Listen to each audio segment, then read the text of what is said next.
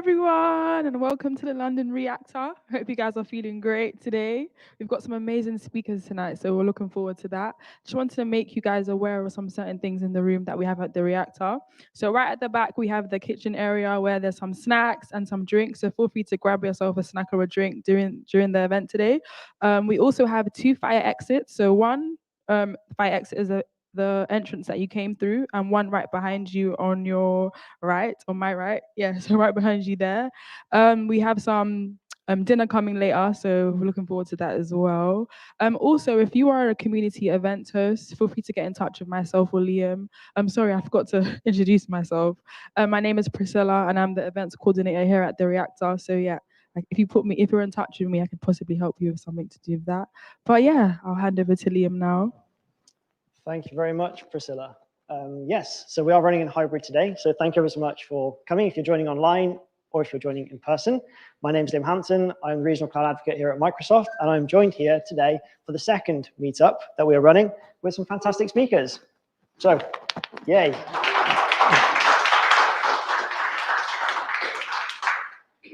Right then, so before we get going, I'd just like to do a code of conduct, and this applies to everybody online and in the room, so please be aware of others around you. Please ask some great questions, be respectful, and just be kind.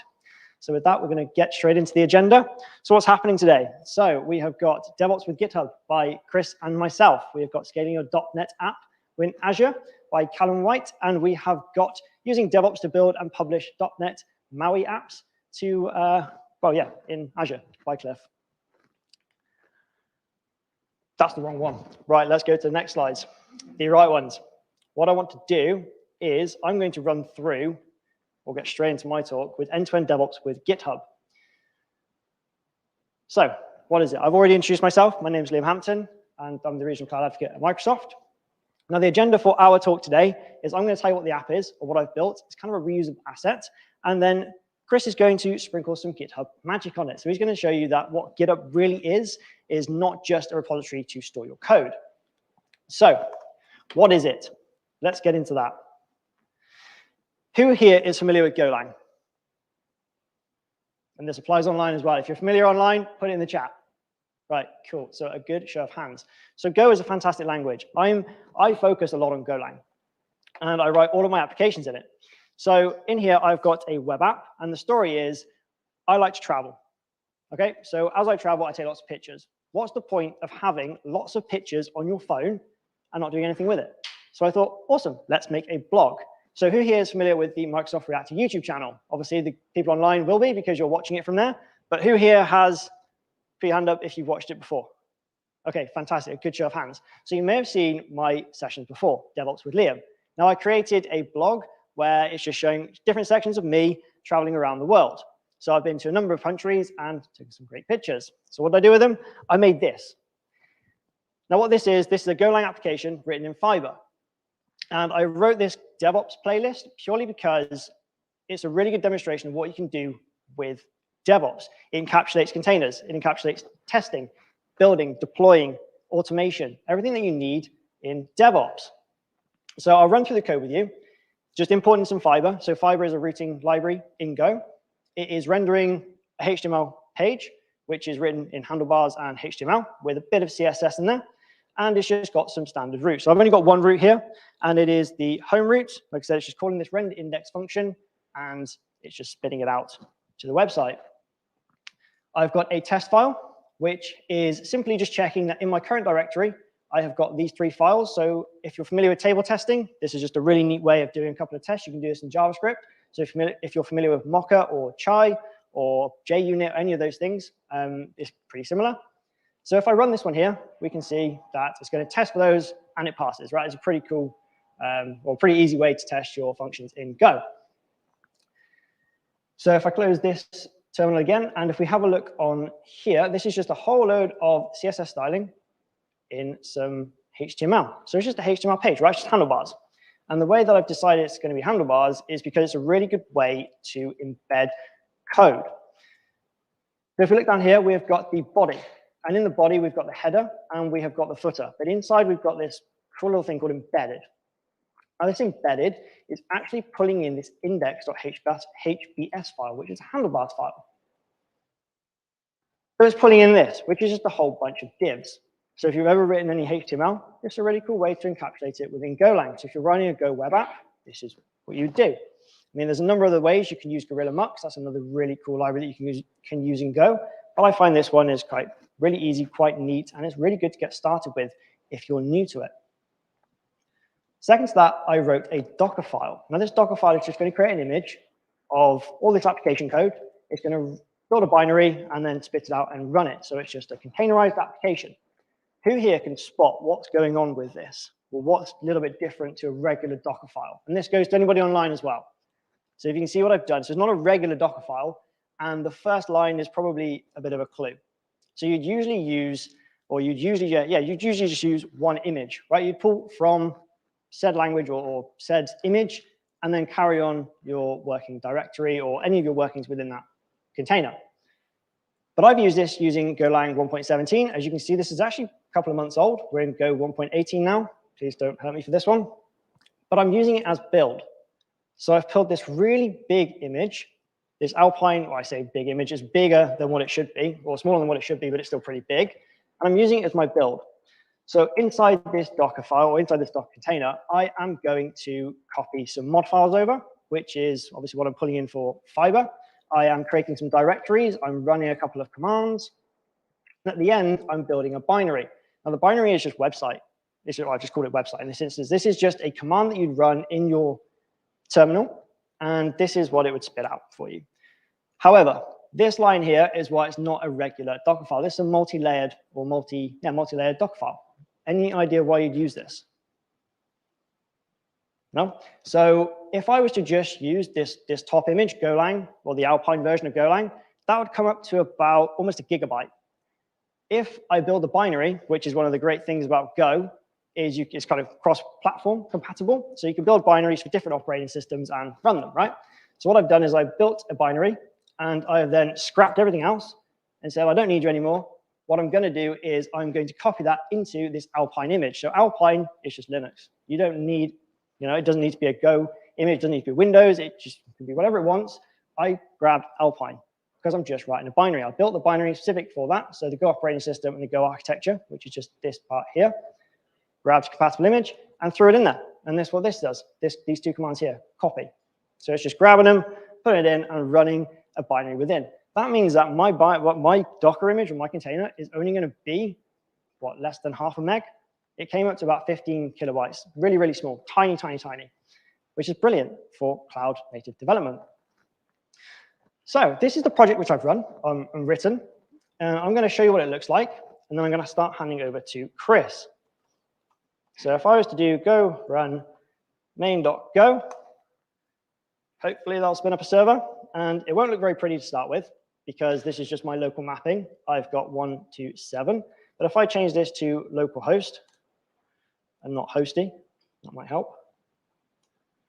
Here we go. This is what I built and created. It's a real simple travel blog. Welcome to Liam's world, and we can go around the world, and I'm just going to build on it continuously. And points to anybody who can tell me where that picture is. So this is the application which we built, and this is all online. But what I'm going to do now is start handing over to Chris, and I want to know, what can I do with GitHub? How can I cloud natify this application? Because at the moment, this is just running on my local host. Although I've written a Docker file, I've showed everybody how to do that in Azure. I want to know how I can play with it in GitHub. What can we do? How can we change it up? So Chris, I'm going to hand this one over to you. There we go.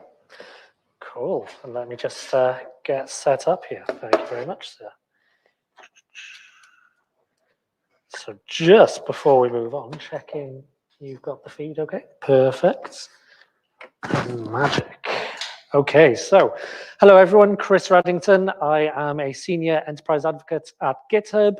I've gone crazy with QR codes in these slides, so feel free to take some photos. You can use the QR codes to go to Twitter, to LinkedIn, and some resources that I've set up later as well. We're going to be talking about GitHub, and everything that we're going to do here is effectively live. Things are probably going to go wrong. It's going to be fun. It's going to be interesting. But ultimately, it's all built upon the project that Liam just showed you. Spoiler alert, until about 2 weeks ago, 3 weeks ago, when we talked about the project, I had no familiarity with it. And I'll show you how easy it was to, as Liam says, GitHubify, cloud nativeify the applications that we're looking at here. So quick show of hands before we move on. Who's aware of GitHub? Good. Who's used GitHub? Who's used GitHub to contribute to open source, maybe? Oh, still good, 60%, nice. And who's used it for maybe their day-to-day inside of the enterprise, your day-to-day development work? Still a few people, awesome, good. So typically GitHub is known as the home of open source. You think about projects like React, Vue, Kubernetes, Ansible, among others. There are thousands of open source communities hosted on GitHub. 83 million developers use GitHub, 4 million organizations. The numbers are pretty outstanding, but we're not here to talk about any of that. We're here to talk about the fact that GitHub is more than just storing your code. Pause for dramatic effect.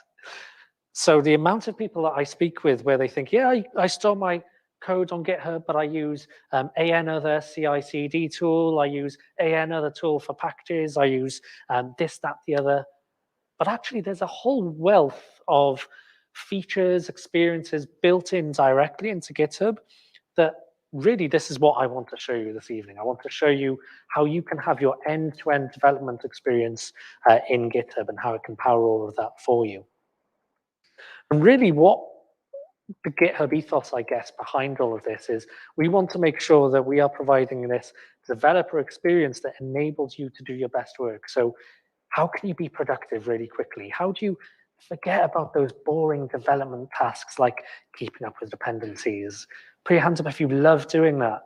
Surprisingly, no one in the room has put their hand up. You know, think about those times where you've gone onto a brand new project and you've got to set up your development machine. Oh, I've suddenly installed this dependency which conflicts with this one, and that's taken a full week to go and resolve. All of those challenges that we have as developers, I'm seeing lots of nods of affirmation here, good. These are the challenges that we're looking to solve. So what I'm going to do is I'm going to flick between slides and between demos here, so bear with me. But we're going to go through the development lifecycle overall. And first off, it's got to start with a plan. Failing to plan, planning to fail, right? And actually, last week, I think it was, in fact, we released GitHub Projects as generally available. Has anyone used GitHub Projects yet? 1, 2 or 3 hands here. It was available in preview, but this is a brand new experience, actually. The previous one that you might be referring to was based on slightly different pieces, yeah. And I can expand on that in Q&A later if you like. Super. But what you see on screen here is an example of projects for my own repository here. So not related to Liam's one, a separate blog post here, but I figured it ties the theme nicely. And you can see that actually, if I just go to the first tab here, just looks like a Kanban board. All of these are GitHub issues. So if you've used your open source projects, committed to open source projects, raised some challenges in those projects, you'll be familiar with issues. I can go and click on any of those, got the same labels, the same experiences that we're used to. But you can enhance that as well. You can do things like iterations. You can add custom fields onto these cards as well. So this experience is getting incredibly rich, and you can even automate things behind the scenes as well with GitHub Actions. And we'll talk more about GitHub Actions later. But planning your work, you've got these 2 different views currently. You've got cards, and then you've got this tabular view as well. And you can have, you know, many of these different tabs. You can change the filters. And you'll notice as well that all of these issues which you're seeing are actually coming from different repositories. So it's not just, hey, I'm going to have my work items for this repo and this repo. If you've got many teams working across different repositories, you can have that one singular view, building on those kind of inner source concepts that we like to see, getting rid of those pillars, making everyone more productive. So good. At that point, we have established our plan. We've got GitHub projects there. We've created our issues. We're using some of that magic there. We need to start coding. But I mentioned earlier, I'm picking up my machine. You know what? I haven't got Golang installed on this machine. And I don't even know what dependencies Liam's using, actually. I haven't installed those on my machine. And I'm supposed to demo this all for you right now. Fortunately, I have something called code spaces. And what code spaces allows me to do is have my development environments in the cloud. So rather than having to have all the dependencies on this machine, have Golang installed, etc., I log into my GitHub repository, I click a button, a container gets spun up, and I'm able to get going and be productive. So here's the fork of the repository that Liam mentioned earlier, and it has a few changes that we'll be walking through. One of those is this GitHub code space here. And you can see all I'm going to do, click that green code button like we're used to, and now I'm going to go and click this create code space on main. Easy for you to say. There we go. So we'll get that going here. It'll take a minute or so to spin up. And what's actually happening in the background is it's creating a container for us. And I've actually specified ahead of time what the makeup of that development environment looks like. So if I jump into my dev container.json file, you can see it's some kind of Go development environment. It's using this Docker file.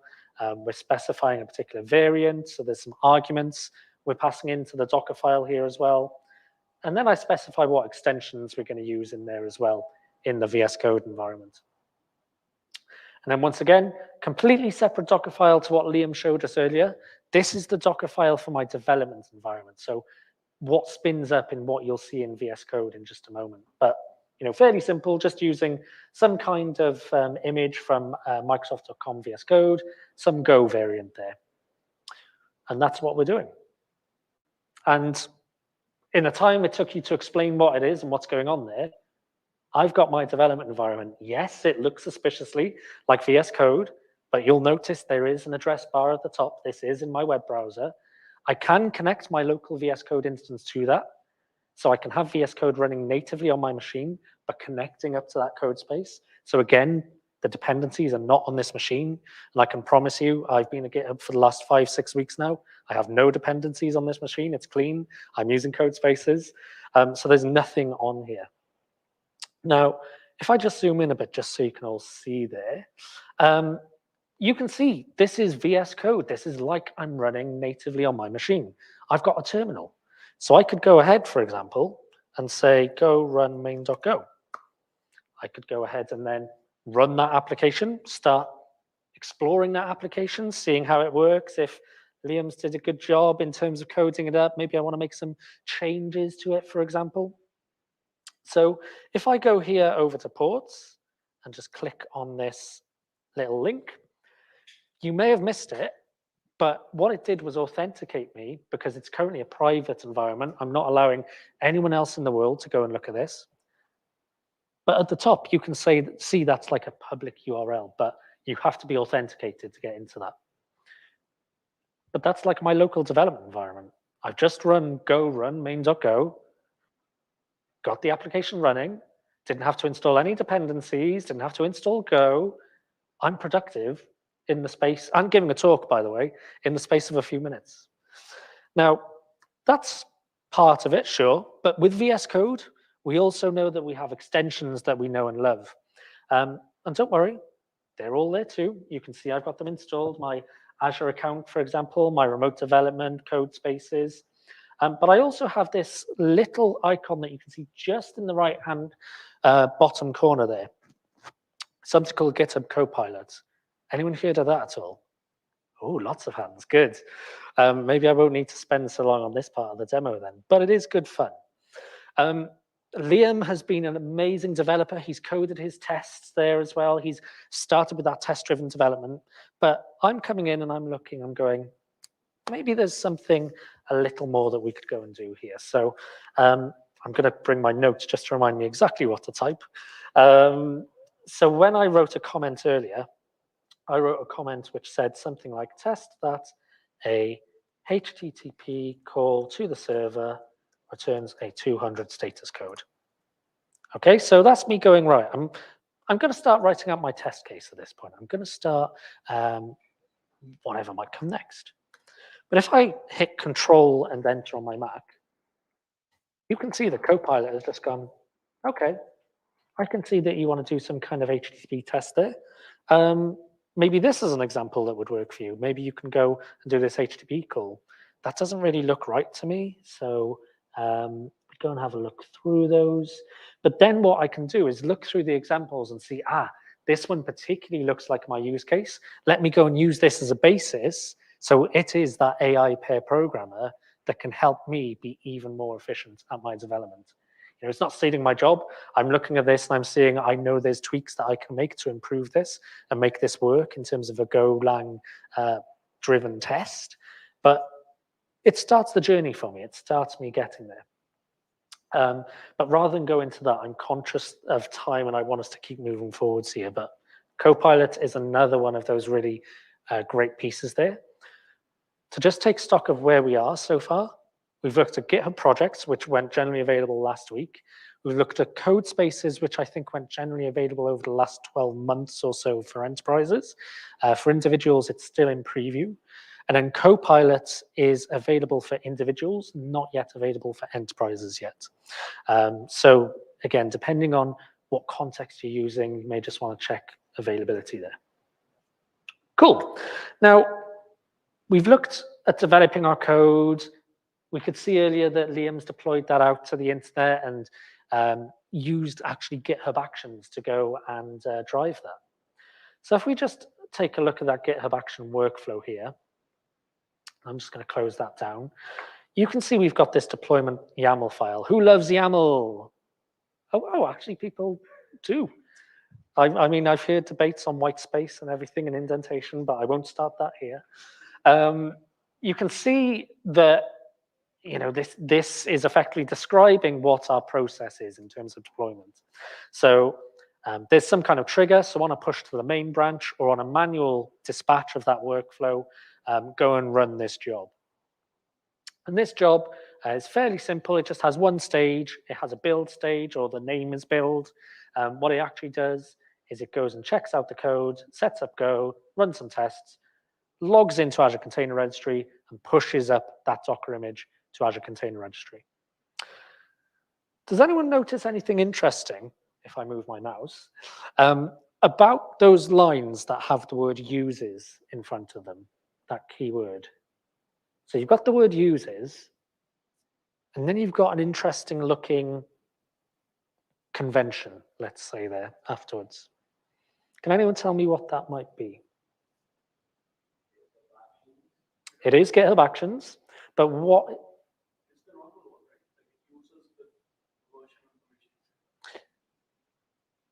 And I think you got it exactly. So if you look at that convention, it's like a thing / a thing at a version. Now, the first thing is either a GitHub organization. You're not supposed to. The first thing is like a GitHub organization or a GitHub username. So the second piece then is the repository. So the point I'm getting at here is that any of these actions is just a repository published on GitHub. What is GitHub the home of? The home of open source. So what are open source developers probably doing? Writing their own actions. What does that mean? There's probably actions out there that you can go and use for your day-to-day development. And if it's not there, no problem. You can run the command line scripts there as well. It's absolutely fine. Now, this is all well and good. You know, we've got GitHub Actions there running, excellent. But maybe let's take that a step further. Let's think with our enterprise hats on for a minute. You know, we're in a big organization. We've got many microservice teams all building out their own individual blogs. What if we want to deploy multiple websites using Go and they all need to go to Azure Container Registry? Wouldn't it be better if we could, let's say, declare that pattern once and reuse that across those different repositories? Again, fortunately, GitHub has you covered there with something called reusable workflows. So think about those times where you've got team A, team B, team C, all doing the exact same thing, and you've had to go and define that CI/CD pipeline 2 or 3 times in each individual repository. And then you slightly tweak it in one, and you've got to factor the changes into the other and keep them all in sync. Wouldn't it be better, as you can see, I've got this own repository here, my Chris Reddington Reusable Workflows repository. Wouldn't it be better if I could just reference that once across all of those teams, and then I centrally update that workflow across all of them? This is it. Quite literally, it's the same action workflow here. I've just tweaked it to be based on inputs, so easily parameterizable. Again, another easy word for everyone to say. But you can see we've got the tag, the server, the image, the container registry username, password, etc. And the definition of the workflow doesn't really change. I've just slightly tweaked the variables of what we're referencing just to suit that format.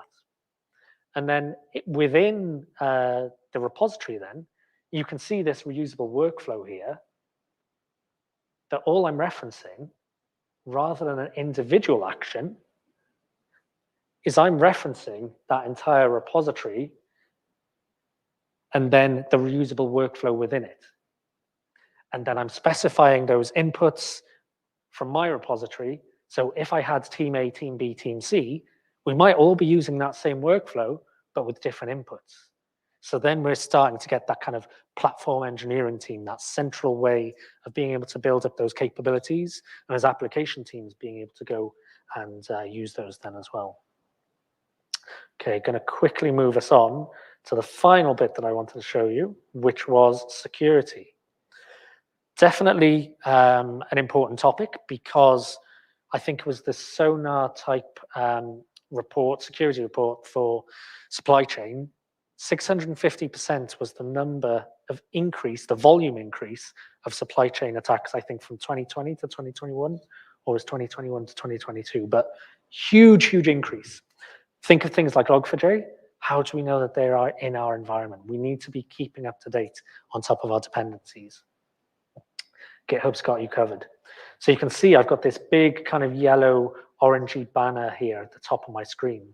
If I actually go to my pull requests, you can see that there's already 3 different pull requests here saying, hey, you're actually on outdated versions of those dependencies. Maybe you want to go and update those.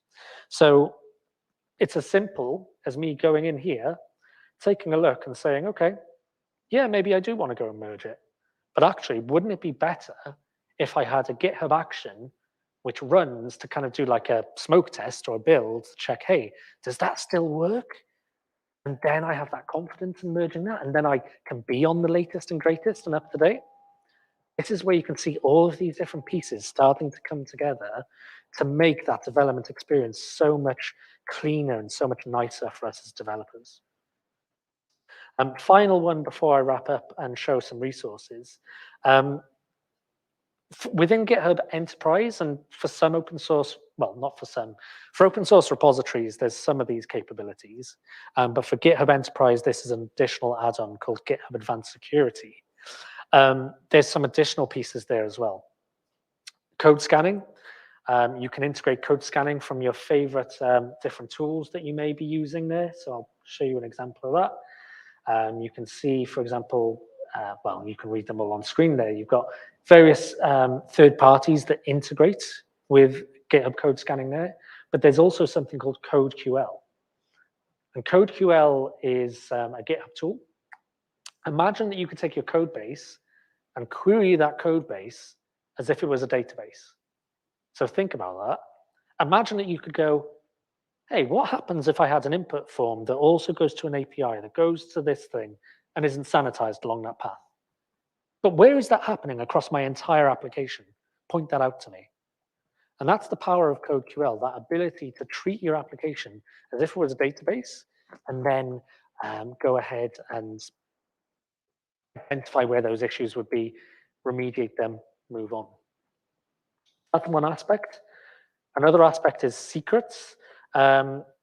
Secrets are always a challenge, right? We don't want them leaking. As soon as they've leaked, let's burn them, let's get rid of them, not use them anymore. With secrets, there is a tool for secret scanning built in as well for these open source repositories. Again, for enterprise, you'd be looking at advanced security. But one step that you could even take that further for like your cloud environments, wouldn't it be great if you could use OpenID Connect, take a token, not even worry about the secrets, and just deploy to your cloud environment from there? again, that's a capability that's there. And I'm sure there's tons more that I could be going on and talking about as well. I'm just very conscious of time that I need to kind of wrap up here. Am I good? Oh, I'm good. Okay, I'll carry on talking. So we talked about security, preventing the secret leaks we talked about as well. Let me just go here to this dependable alert. So you can see that we had that security alert banner that was on the kind of repository that we were looking at. If I jump into that here and just take a look, not only do I get information about what this issue is, and I know Liam and I did speak about there was a deliberate issue in there, but we can see, right, actually, there's an issue with fast HTTP, and it gives me the information and why that's a problem. So I'm not going in thinking, oh, there's a security issue, I need to go fix this right away. I know this is a high severity issue. I know all of the issues in terms of attack vector, its complexity, and I've got that insight, not in some third-party tool, not coming at me from security. I've got it in my repository where I'm working, where I'm in my flow, where I'm focused and being productive. So we can see that Dependabot opened this, and that's something that I need to go add to my backlog. That's something I need to go and remediate. But again, you can see that Dependabot can help us out with a lot of these anyway, in terms of raising the pull requests and then getting those merged in. So, by no means was I going to go into depth in every single one of those areas. That was not the intention at all. But what I wanted to do was get you thinking about the end-to-end of how you can use these capabilities in GitHub, whether it's for open source, where it'll be something, the majority of those features will be available for free for you to go and use, or potentially like Copilot, for example, would be like a pay-per-use, pay-per-consume. Or with enterprise, being able to go and use those in your day-to-day with add-ons, etc. But ultimately, showcasing GitHub is more than just repositories, more than just where you store your code.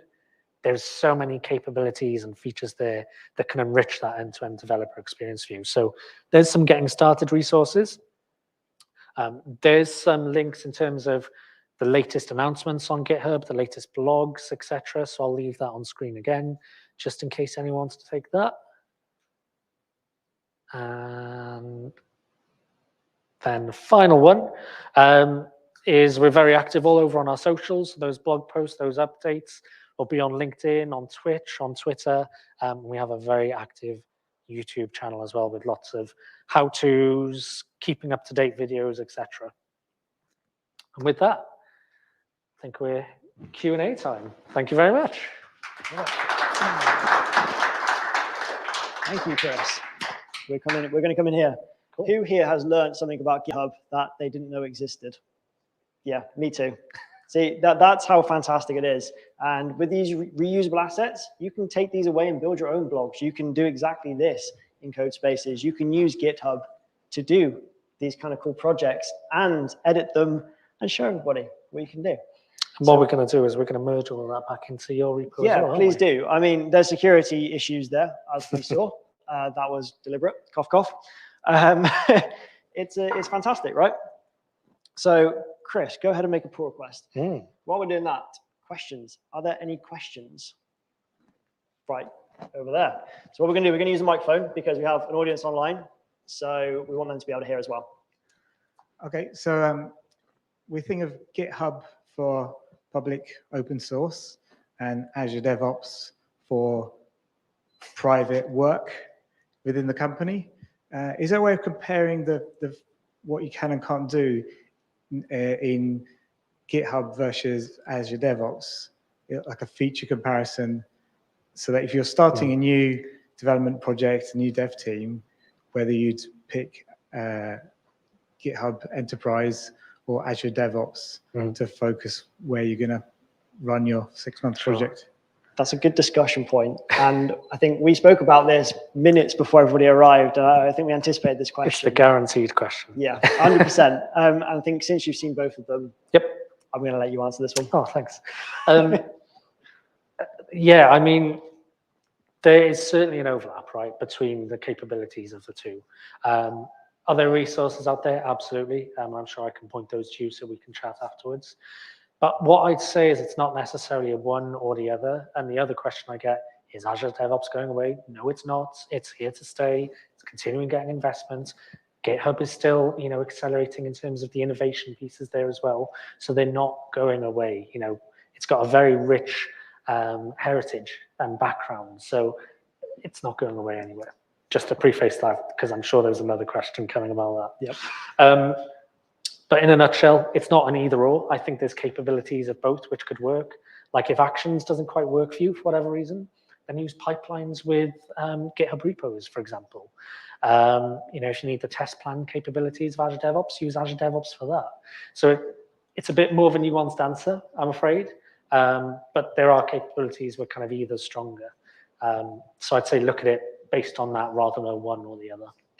Yeah, I want to tack onto that it very much is your project, what you really want from your project. So it's very much, do you code in Go, do you code in JavaScript, what are you going to create your next sort of great app in, right? It's very much, what does it serve for you? That's kind of where you got to look at it. And you've got to weigh them up. It is pros and cons of both of them. And that's just something you have to look at project basis, right? So again, that's kind of that in a nutshell. But yeah, that's a guaranteed question. I like that one. Chris, you showed us the demo of how awesome GitHub Copilot is. Yep. For the newbies, what is the way to enable that? I believe a lot of people wouldn't have got it enabled. It includes me as well. So how to enable it? And is there a work? Great. Yeah, so it actually went GA, I think it was last month actually. And as individuals, you can go and enable it. There is, I can't remember the exact pricing, but it's like a consumption-based thing. So you can go and use that. No. So there is a kind of a subscription charge that you'd use to use Copilot, but that's on an individual basis. It's not there if you're like a GitHub Enterprise organization yet, but stay tuned for more on that. We have a question from online from Hello, Carl. Will GitHub continue to develop and support on-prem build runners? As far as I'm aware, I've not heard any other reason. No. So hope that answers the question, Carl. Super. Great. Is that it? Fantastic. Thank you very much, Chris. That was a brilliant talk. Give a round of applause.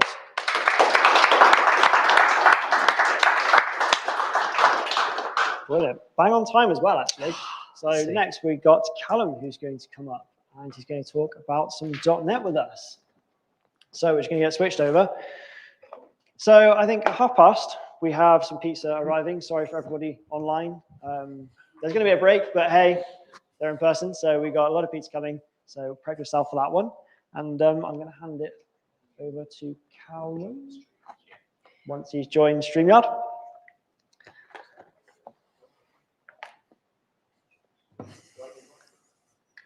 Yes. Oh, yes. Sorry, bear with one I moment. need mine.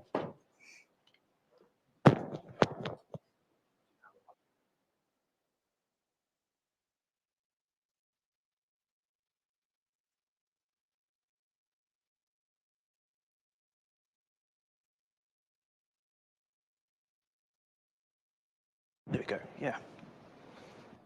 Alrighty, so hi, my name's Callum. We're going to talk about scaling your .NET app on Azure, but in reality, there's not much .NET in this talk. It's mostly just any app.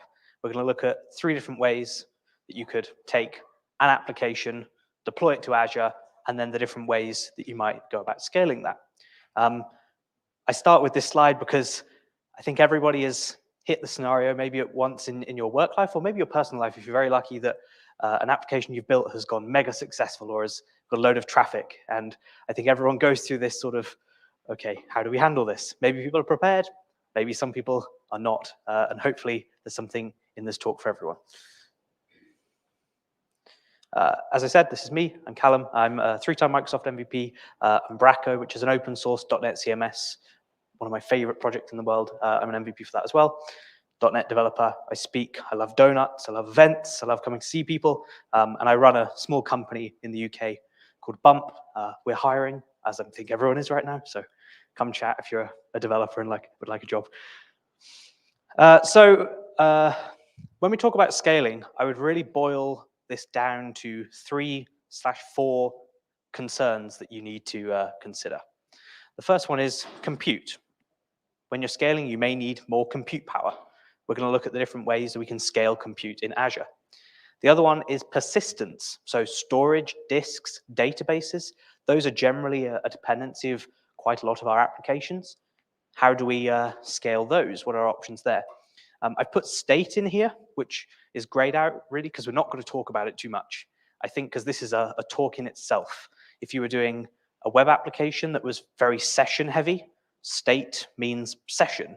If you're building microservices, perhaps state means something completely different. You probably have completely stateless services. So this one's a bit complicated, but options there could be things like Redis and distributed caching systems.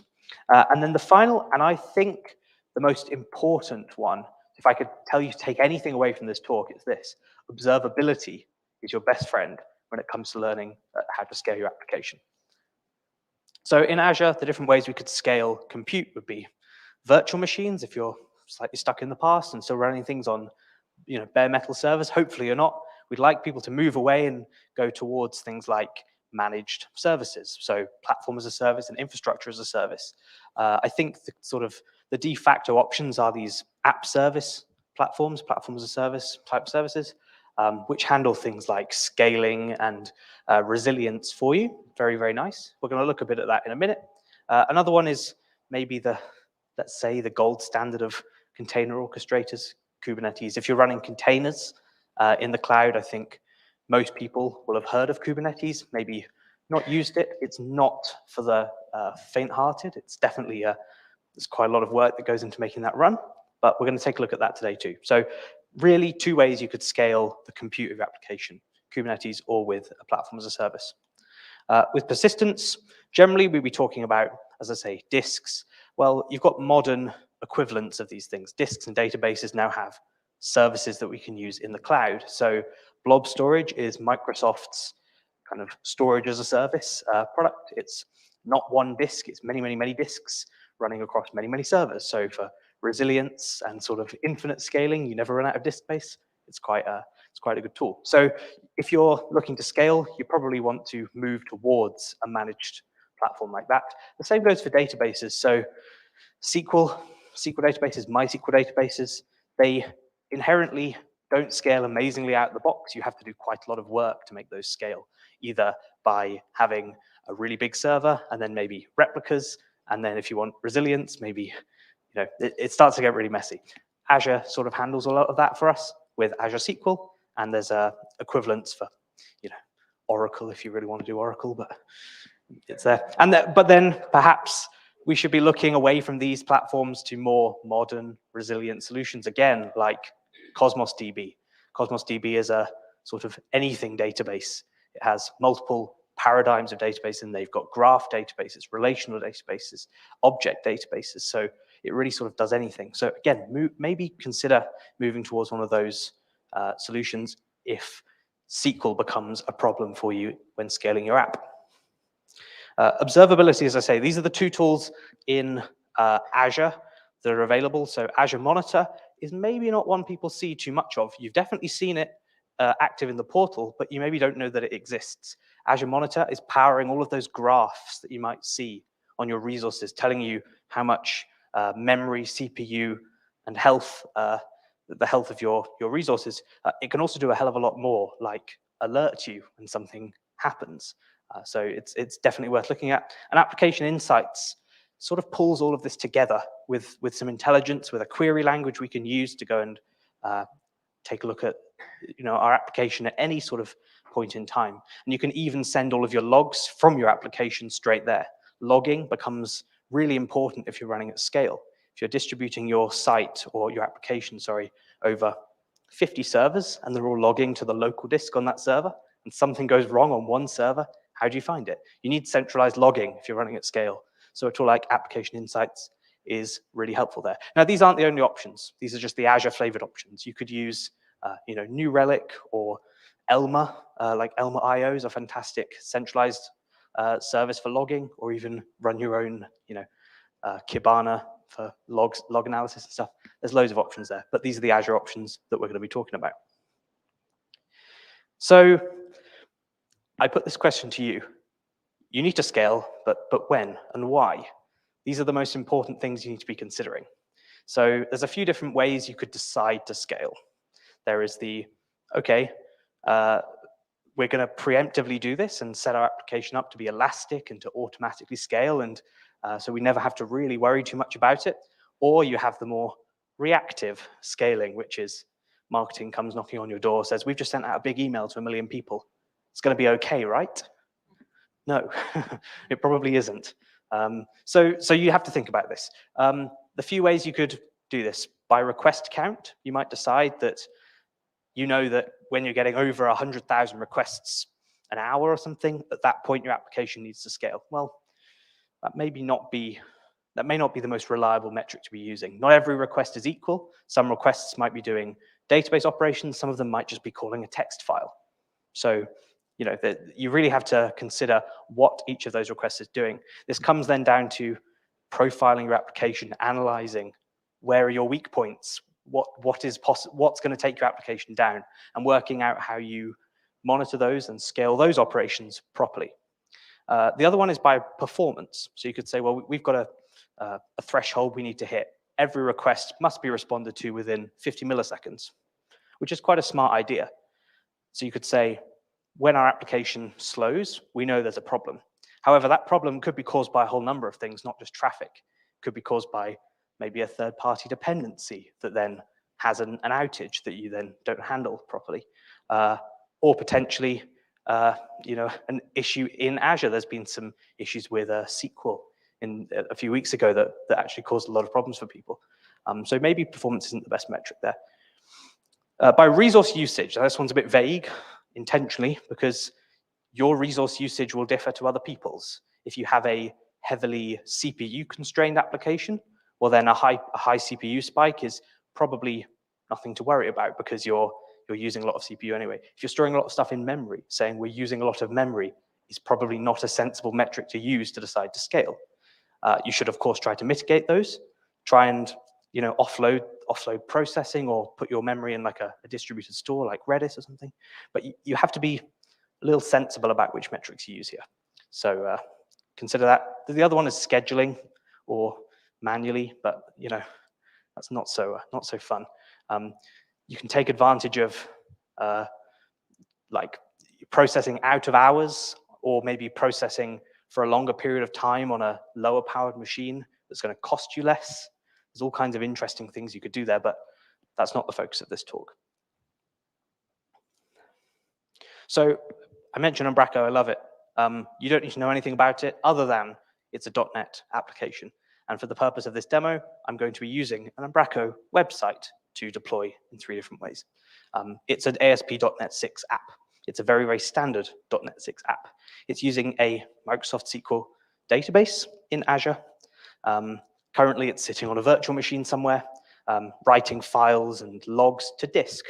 And I've got a DevOps pipeline in there because, of course, I'm not a total cowboy. This is a very simple app, but it ticks the box of every single one of those elements that I mentioned before. We've got compute, a virtual machine. We've got persistence in the form of a disk and the database. We've got logging for observability. There's no state, so let's not worry too much about that one. So what are my options? Well, I could probably lift and shift what I've got there and move that application over to Azure Web Apps, which is this platform as a service product from Azure. I can take my .NET app, I can make a few changes, swap my storage out for blob storage so that it's centrally available and not tied to the imaginary server that my application now lives on. I can move my database away from a physical SQL instance and put it on an Azure SQL instance. I can put all of my logs in something like Application Insights. So this would be a really smart, sensible way of removing that virtual machine. And then I can effectively auto-scale my application.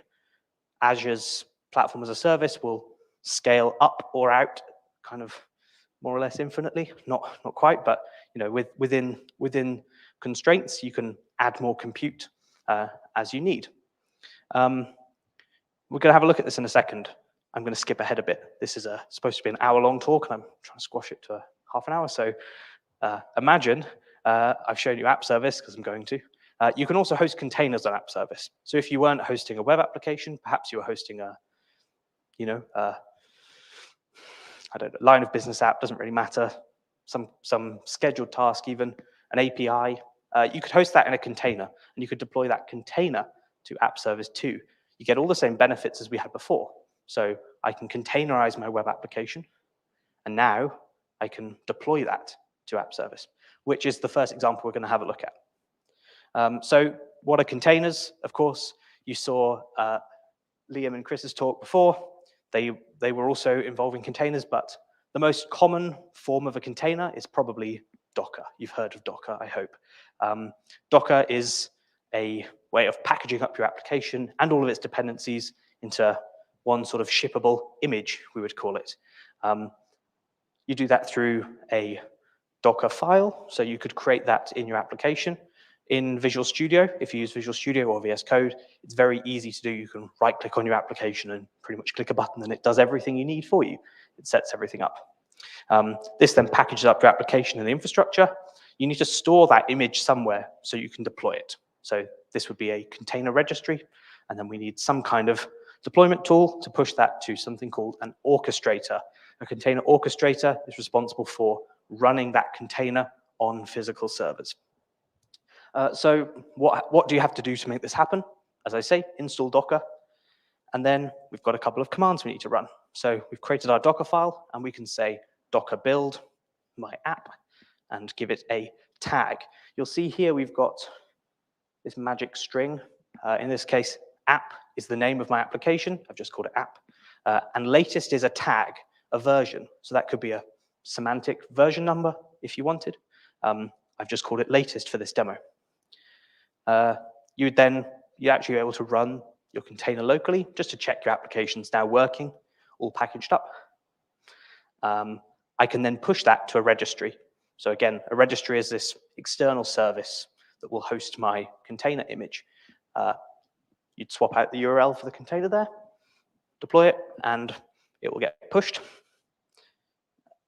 And there's supposed to be a last step there, but it doesn't matter. I'm going to quickly tour you through my application.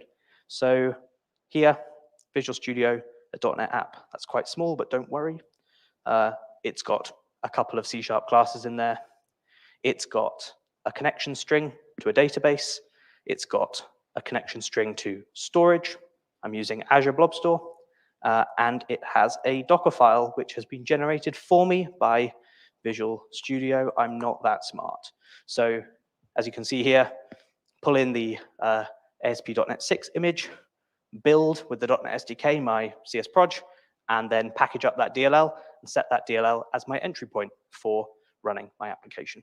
So this is a very, very basic Docker file. This is then pushed to my DevOps pipeline. As I said, I'm not a cowboy. We're going to use DevOps to build and deploy our container image. You remember those commands I just showed you? Docker build, Docker run, if you want to, Docker push. That's all that our container needs, all that we need to do to build our container, and it can be done straight in Azure DevOps as well. This is just using the template. I know that very few people put their hands up when they said, who likes YAML? So I'm showing you the old UI for this. It's just a bit more visual and easier to see. But here, yeah, build your Docker image. That's running the build step, and push my Docker image. I'm pushing to something called the Azure Container Registry. This is a container registry that's I can set up in Azure, and it's easily manageable. You can manage the security around it. If you wanted to use Docker Hub, there's other services available to do that too. So I've just gone into Azure and I have created that. Where? There. Let's zoom that a little bit. As you can see, I've created a container registry and I've deployed my container image to this. It's using 200 meg of space. You get 10 gig for free included in this SKU, which is really cool. So you can host a bunch of containers. Now that I've ran my pipeline and it's pushed my container, I'm ready to go and deploy that container in the cloud. We said we were going to use web apps or app service. So I can select up here, app service. They've changed the UI recently, and I really don't like it. I don't think I'm the only one. My computer's decided to freeze. No, it hasn't. There we go. So when you create your web app, you can select a variety of sources. Some being the just deploy any code, any files you want. Others being, it really has frozen actually. Damn. There we go, finally. Others being a Docker container or a static web app, which are awesome if you haven't looked at them yet. When you select a Docker container, you can then select from a bunch of options, including some Hello World samples or from one of the popular container registries. In my case, Azure Container Registry.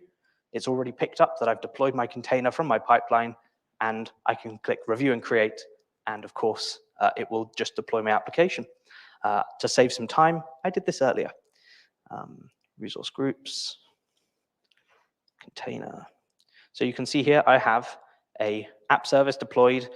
It's not doing all that much, but hopefully, if we click on the URL, we will see my application. This is running in a container. Right, how do we scale this? Where do we even start? First, app service has scaling built in. It's designed to do this sort of out of the box.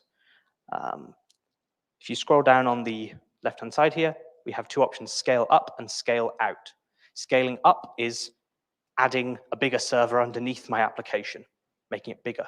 Scaling out is making replicas of my application and deploying that across multiple servers. And you can do either of these things through the portal, or with scaling out, you can do these automatically, which is really cool. So here, I'm able to manually scale my app. I think I've got a, I think I'm on the wrong tier. Damn. So you should be able to do this automatically. If I was to scale this up quickly, we would see that.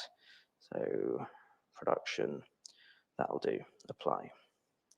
It'll take a second to do that. But scaling up is effectively one way we could do this. And I don't have to write any code, I don't have to change anything. Azure is going to handle all of that for me. So now I have this custom autoscale option.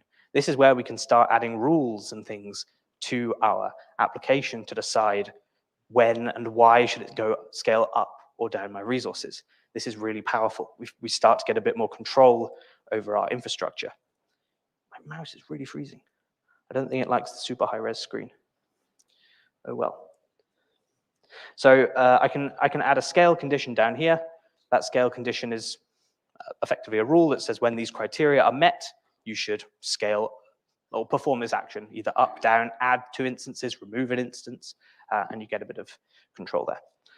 I will skip over to application insights. This is a real running application, production application for one of our clients, actually, but it's fine.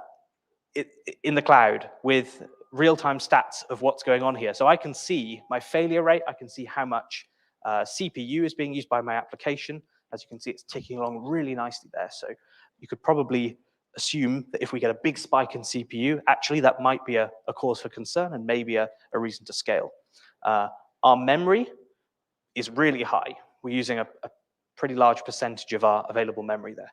So we probably want to look into why that is. Maybe we're just storing a lot of stuff in memory. In this case, we are. And so deciding that when we hit 90% memory utilization to scale is probably the wrong metric. We're always going to be using a lot of memory.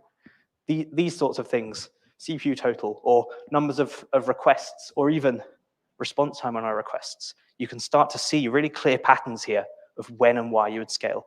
Use this to make informed decisions about configuring your rules. So often we see people's applications where they have misconfigured those rules, and they're saying it's not scaling or it's scaling unnecessarily.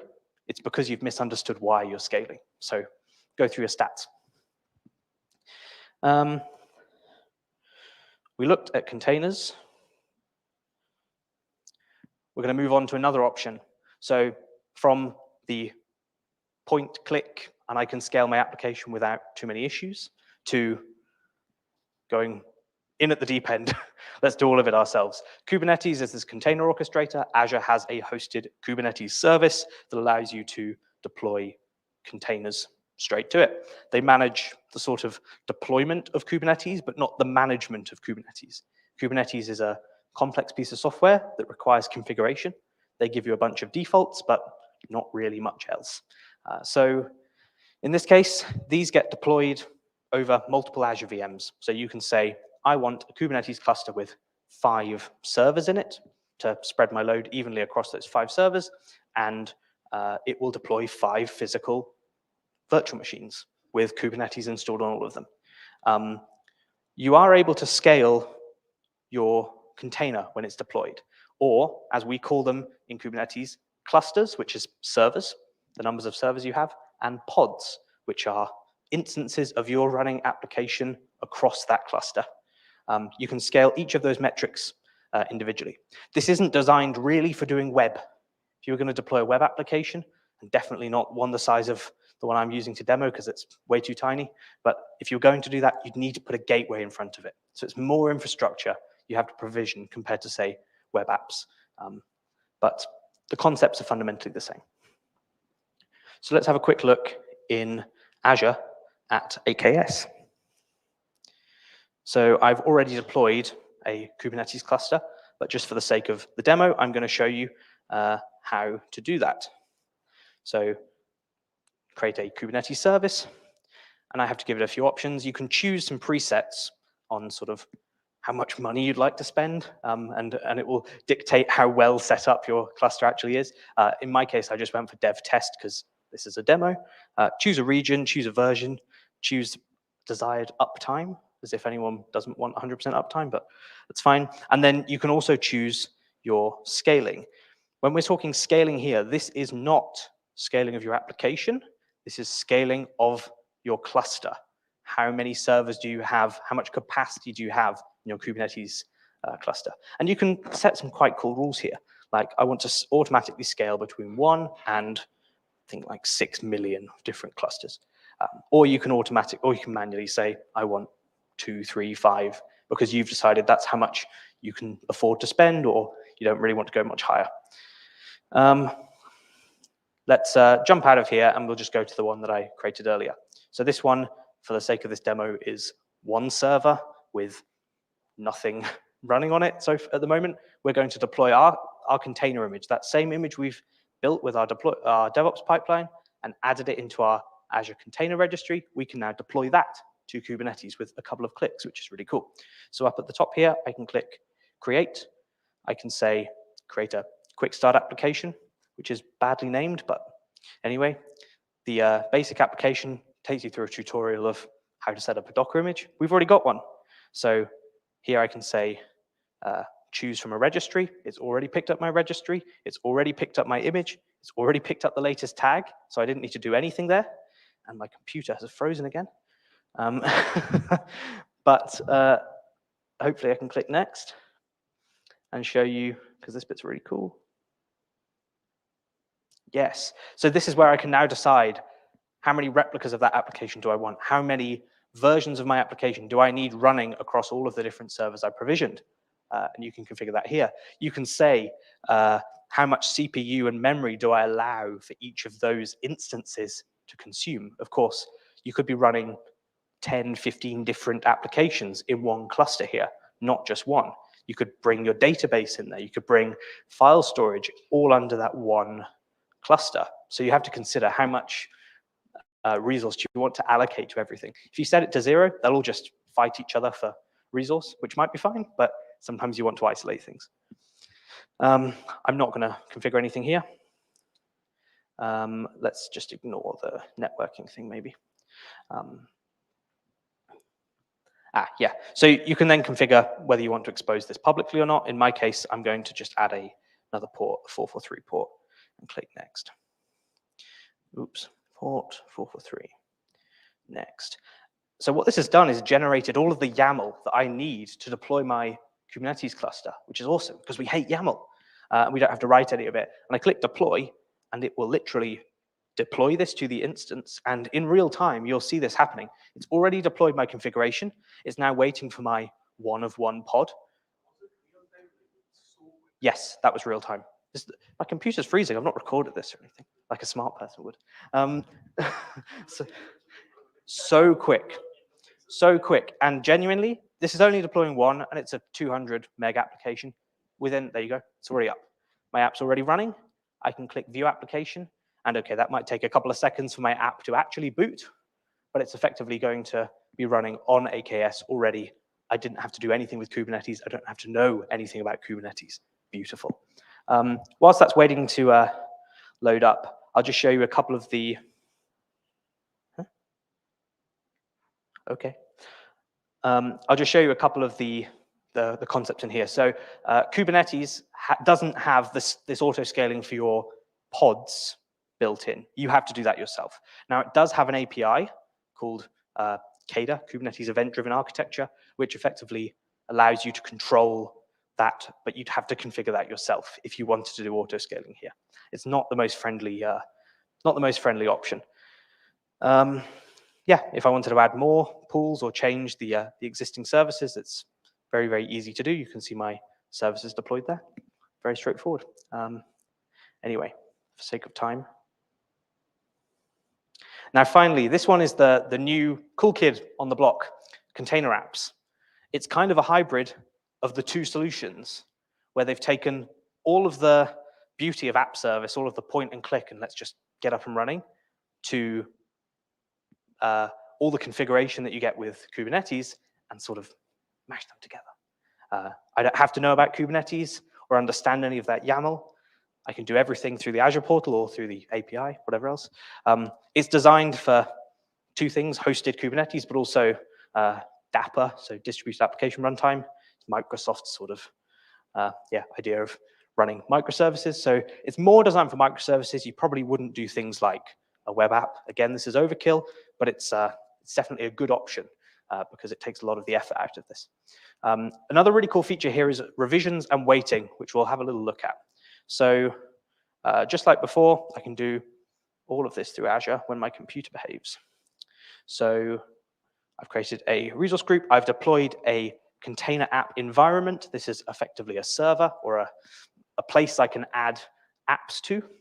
And I can then add my own application. When I click Apps and Create, this should be a very familiar flow. It's picked up can't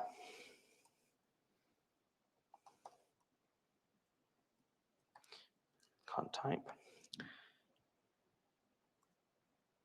Oh, I've already created it. That'll be why.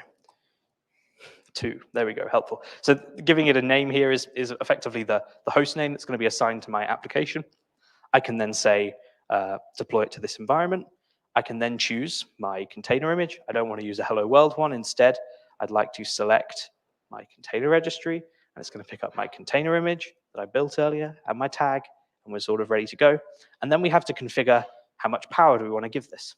Whereas with Azure Web Apps, we're paying for a server, effectively. Here, we're dealing in much smaller increments. We're dealing with kind of half a gig of memory, half a core of CPU, or 25% of a CPU core, because it's designed for microservices, for running small, kind of short-running applications that you may run multiple of, or you may need to scale up and down. By default, someone really needs to change this label, but yes, HTTP ingress is off by default. It's designed for services, not for web applications, but you can, of course, make it run a web application. In this case, I can add ports. That's fine. Do that, click review, and it will create my application with very, very little effort. Of course, I already deployed this. So this is my container app already up and running. Unlike with Kubernetes, it's not, it's got, like DNS and everything already wired up for my app. So I didn't have to spin up a gateway or anything to make my application run publicly. It's given me this nice URL. And just like with Azure Web Apps, I can configure custom domains, and it will do all of that stuff for me. I can also configure scaling. That will load up eventually.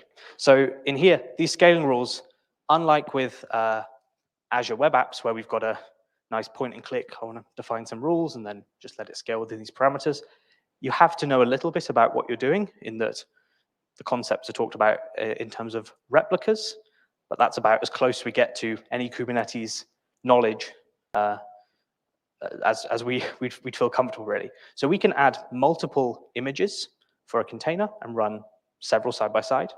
We can also define rules for our scaling. These are wrapping around those Kubernetes internal events that I mentioned. So you can say when our HTTP traffic reaches a certain threshold, or our resource usage, or if you're doing a microservice, a queue, if a queue reaches a certain number of messages backed up, you might want to add more compute power to process that queue quicker. It's sort of all there. So that's really cool. The HTTP scaling is concurrent requests. Custom scaling is your CADA events, and you can use those to configure this however you need. And then you can set, again, your minimum and maximum threshold for that scale for that app. Pretty cool. When we're talking here about containers, actually, that's not what I wanted.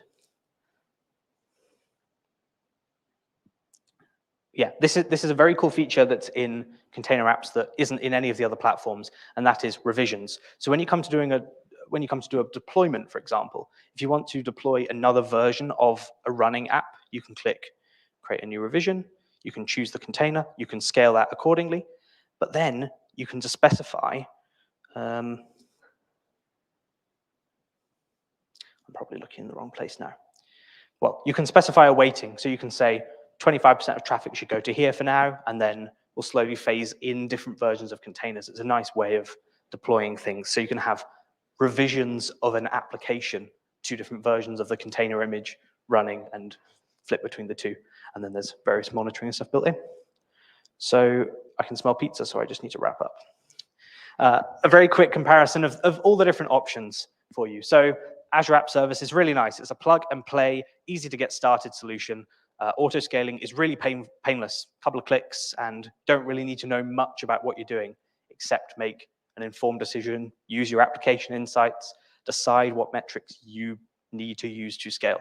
It includes public DNS, and it's probably the most expensive of all 3, which you'd be maybe surprised by, but you're paying for the server, the whole thing. You have Kubernetes service, which you need a bit of knowledge to run and use properly. Scaling is pretty much manual, or you're going to have to configure it yourself.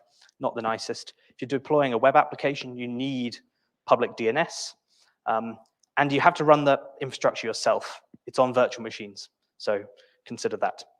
However, that comes with a massive cost benefit. If you're going to run this effectively, you could put your database, everything, on that one cluster and save all of that headroom that you were previously just leaving on the table. Actually, you could use that to host other applications. So you can make better use of your infrastructure.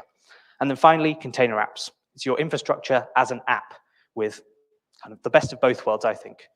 You can configure the scaling rules or do custom rules. It has public DNS built in, and it's sort of, platform as a service. You can still continue to use those other Azure blob storage or SQL to host all of your infrastructure, and it works out really cheap because you're billing in like really small increments, half a gig, etc. And with that, that's me. Thank you. I'm on Twitter, GitHub, and I'll be having pizza for a chat after. Thank you, Callum. That was absolutely fantastic. I mean, a massive part of DevOps is scaling. And with all these cloud providers giving us so many different options, it's great to see a comparison. You don't often see this. You see lots of metric tables, but not necessarily like this. It's fantastic. It's refreshing. So thank you very much, Callum. I don't believe we have any online questions, or do we, Adam? Only one from Carl about your favorite Krispy Kreme flavor. It's the classic cream, which is a cream-filled ring glazed donut. Really good. Good choice. Good choice. If we have any questions in the room, because we can all smell pizza, and there is a lot of pizza at the back we want to get into, we'll resume at about 8:05 for the stream. So I'll put a break thing up for us, or a break slide up for the stream. But yes, if you have any questions, please ask Callum in the break. And yes, pizza time.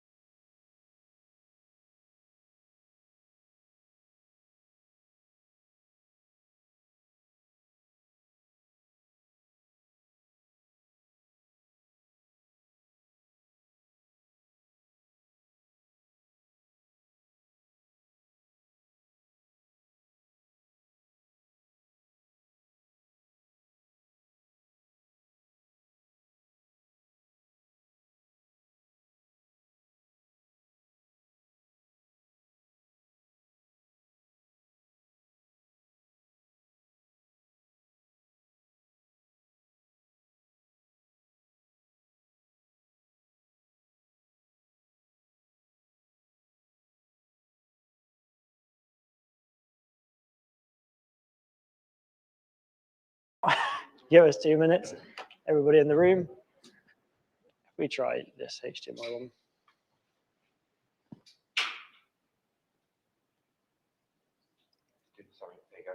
Ah, there we go. Fantastic.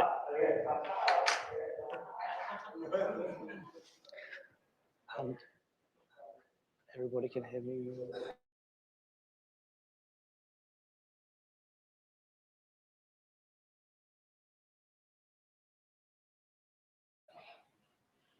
Okay. Very good. Okay, fantastic. So I hope everybody's full after that pizza. I can see everybody still kind of eating. Welcome back if you're online. And is the camera turning around? There it is. It's spanning onto me. Ta-da. Hello, everybody. Nice that you're back. Next up, we have got Clifford, and he's going to be talking to us about building Maui apps with Azure Devops. So I'm going to hand the stage over to Clifford.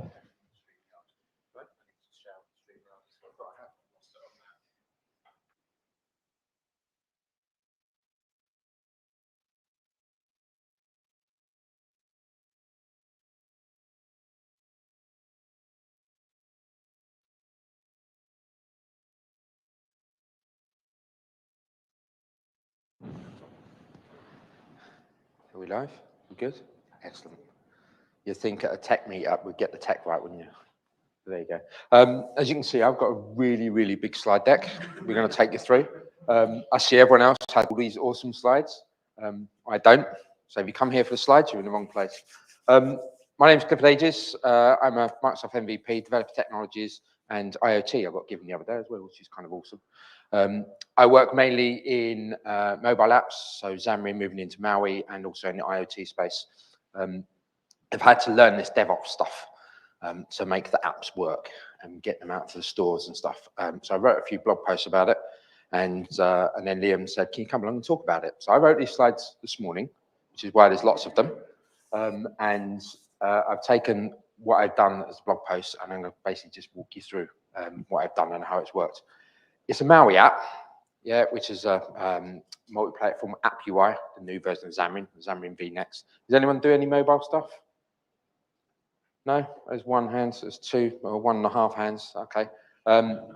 It really doesn't matter. It could be your .NET app, it could be whatever it is. All I'm going to show you is Azure Devops. So if we move on to the second slide, which is even better than the first, because it just says demo. And then we'll hide those, and we'll come back to the questions later. So if we go into Azure Devops, we create our Azure Devops portal. You notice what I've got here. Now this is one that I created earlier, because Blue Peter style, you have to have one you created earlier, otherwise you don't get the badge. But what we're going to do is create a new project. So I'm going to just literally click create new projects. If you didn't have any projects there, create a new project, and we're going to call this Microsoft Demo. And then you can give it a description. We put stuff in there, and we just create it publicly because, you know, why not? Or you can create it private, and it'll be inside your enterprise there. And we're going to click create. That's going to whir away and create our new project. You can set up your Azure DevOps. Just head out to Microsoft.com and look up the Azure DevOps, and you can create your own account there. You get all these awesome elements down the left-hand side here. Now, unlike GitHub Actions and GitHub, which we saw earlier, I quite like Azure DevOps because it's been thought a little bit more about the use case of using DevOps. GitHub will catch up, and I'm sure, and probably even overtake at some point in the future. But what I use with clients on this, one of the bits we like using is, and I was talking to Chris earlier before he disappeared, is using these boards. It's a bit like, you can have a Kanban board in there, and it's a bit like having issues, GitHub issues, but in a format and use case that actually doesn't need it to be a developer. So if you've got someone that works in accounts, or someone that works in marketing, or one of the business managers, project manager, etc., that isn't a developer, they don't need to understand GitHub issues, etc. You can just literally go into the boards and see where their kind of ticket is, and track the progress of their ticket, so they know whether to phone you up and say, where's my ticket, and why has it not been worked on, and why are you working on Bob's, not mine? I sent you cake and everything. You've got repos, so you can have a repo here, which is just a Git repo, just not in GitHub, it's in Azure Devops. I personally don't use it. I prefer to stick all my code in GitHub because after all, GitHub's the code repository. That's a lot more, as we found out earlier. And then we've got our pipelines and our test plans. Test plans obviously do what it says on the tin. It runs your tests, but we've got our pipeline. So we're going to create a new pipeline, that pipeline, and we can create a pipeline here. We'll create a pipeline. And then we get, where's our code? So if we have got our code in the repo, we get asked, is it in GitHub repo or Azure repos? We've got Bitbucket. If you use Bitbucket, we've got GitHub, GitHub Enterprise, another Get Subversion. If you're really old and you like using that, and you're still thinking of turtles and the likes, you can use that. Oh, not that one, Cliff. And you'll notice they've all got YAML next to them because we all like YAML at our laptops, and that's all there. Callum earlier talked about the GUI version of this, and that's that little link down the bottom there that says Classic Editor, and that'll give you the GUI version of it. And most of my projects live in the Classic Editor because that is kind of, you know, me as a dev, I don't like DevOps, and that's where I've just put things because it walks you through and does it. But for Maui, you can't use the Classic Editor because you can't do the things you need to do. So I had to learn YAML. So here we go. So we dive into the YAML, and it's then going to reach out to my GitHub. I've already authenticated because I've used this a few times, and it's giving me all the things here. So craft facts, and it's going to configure that and start up with a YAML. My Aircraft Facts app is out on the GitHubs. It's open source, and it's a tutorial app for building a Maui app and aircraft facts, because when I'm not a dev, I fly aircraft around the world. So I thought I'd have a little app on my phone that can show me all the facts about the aircraft that are passing by at 40,000 feet and 600 miles an hour. But we go in here, we get a nice Maui, a nice pipeline. And if I make that a bit bigger, there we go. And all it's going to do is going to trigger on main. So when there's a commit to the main branch, it's going to trigger this. It's going to run an Ubuntu server to spin it up and run your script. And then it's literally just going to script out and just write out some bits of text. Isn't quite what we need. So what we're going to do is we are going to make this a bit. Maybe it's the stand or something. It's just jittering everywhere here. Yeah, so we're going to get rid of this because we don't want this. We definitely don't want this. And we're going to build a mobile app. And to build an iOS app, Apple require you, it's the law written down by Apple, you have to build the app on an Apple device. So you need a Mac build host. So we're going to change this. And this is the awesome thing, is the fact that somewhere in a factory building somewhere around the world, Santa Clara seems to be the one that pops up. My mobile app seems to be where most of these Mac hosts are. So we're going to put a Mac OS, and we want it to be latest because we want the latest Mac, because, you know, we want the latest and greatest, don't we? And then we're going to put a demand on that because we need a version of Xcode to run on that as well.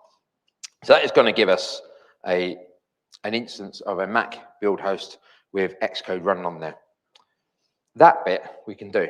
I can type that bit. My brain works for saying that bit. The next bits, I'm like, YAML, I don't have a clue.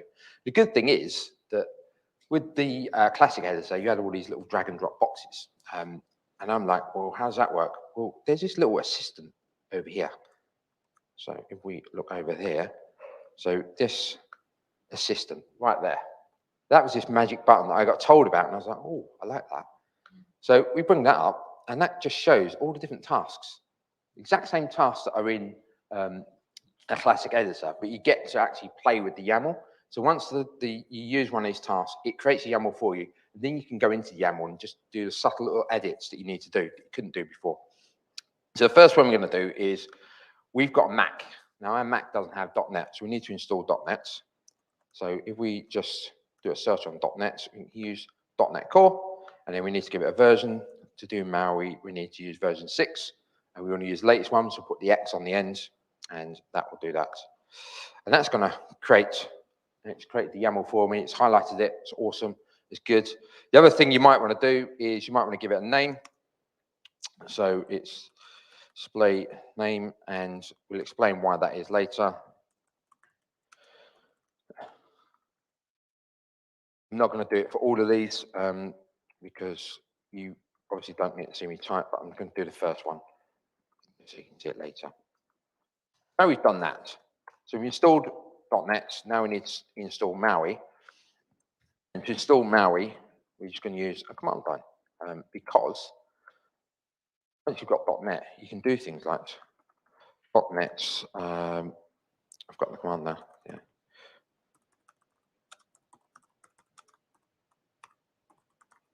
So that is what you type at the command line. .NET workload install Maui to install Maui on your machine. So we can just literally write a command line script that's going to run that as well. And again, it's just created the commands for us. So now we've got .NET, we've got Maui, off to the races. Now we need to go and play with Apple again because Apple love you to use all their things. So now we can add Apple tasks. So again, we're just going in the task search box, and we need to add a certificate, and we need to add a provisioning profile. And these are just certificates that certificate is to prove to Apple you've paid them the annual developer tax. And then the provisioning profile is just to say that these are the devices you provisioned on your developer instance. And again, it's just basically to lock it down to prove that you've used an Apple device to build this on, and that's what they do. So we create a certificate. It's going to ask for our P12 certificate, and it's going to ask for a password. But these are secrets we don't want to share. And this is another reason why I like DevOps, Azure Devops over GitHub, is because in GitHub, we could share our secrets, and the little bot's going to tell us off. Okay, that's brilliant. But you can't store a secure secret. Now, I asked Chris earlier, it was like, well, how would you do it if you had to store something that isn't a bit of text? I mean, thankfully, these P12 certificates, you can, convert it into a long text string, but it's huge. It's just a PEM file, so it's just a really long string. So we can stick it up into Azure Key Vault and then pull it down from Azure Key Vault, which is cool. But you've then got to know a bit about Azure Key Vault. And you've got to know a bit about how to pull it down. You've got to know how to write the YAML to do that. So what we're going to do is we're going to just save, and this is going to save it back to a branch called Azure Pipelines. I'm going to, because I've always got one of those, I'm going to give it a new branch. I don't want to create a pull request. So what this is going to do is save our work back to a GitHub, create a branch in GitHub for us, and stick our work in there. So we're going to stick it in there. We'll save it there. Let it save. And when it's done that, so now we can go out to the library. Now, library is effectively Azure Key Vault behind the scenes. And what it's going to do is allow us to install some secure files. So we're going to add a couple of secure files. You can see it's got a drag and drop box here. And we will need these secure files. So we'll drag that one across, which is our provisioning profile. And then we'll drag our P12 cert and stick that in there as well. So now we've got our secure files. Now these could be anything. Yeah, these could be secure kind of JSON files for setting up all your other things, whatever it needs to be. It doesn't need to be text. It could be anything. It could be a secure image, whatever you need it to be. The important thing in here, and it did take me quite a while to work this out, is the fact that you've got your secure files, which is awesome. It's automatically been put up in Azure Key Vault for us. But the bit you need to know is when you go into it, you need to actually give it permissions from your pipeline. So at the moment, nothing can access that. It's been secured by default. So now you go out to add, and it brings up what is in this current instance of the pipelines. It allows you to add that app or that pipeline to that secure file. So we go back to the other one, pipeline permissions, we can stick that in there.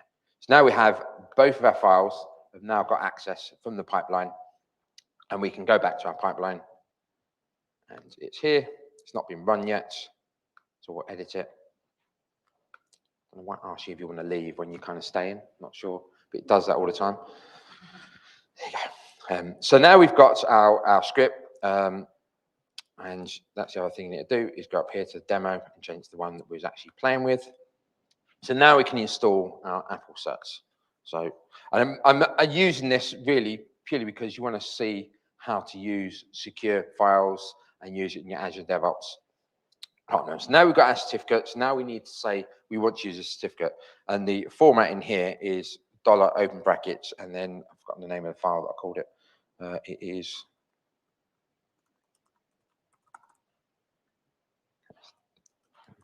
.p12. And that was a password.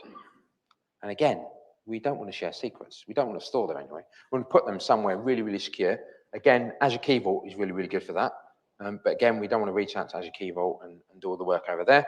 So we've got these variables up the top here. And create a new variable, and we give that a name, and P12 password is good, and we can store our secret in there. I did have. Close your eyes, don't look. It's doing all of this now, isn't it? There we go. I know this is highly dangerous on a live stream, but we're just going to go with it. So there's my. No, it's fine. You can't. There's no secrets. I've done this enough times. So, not that one.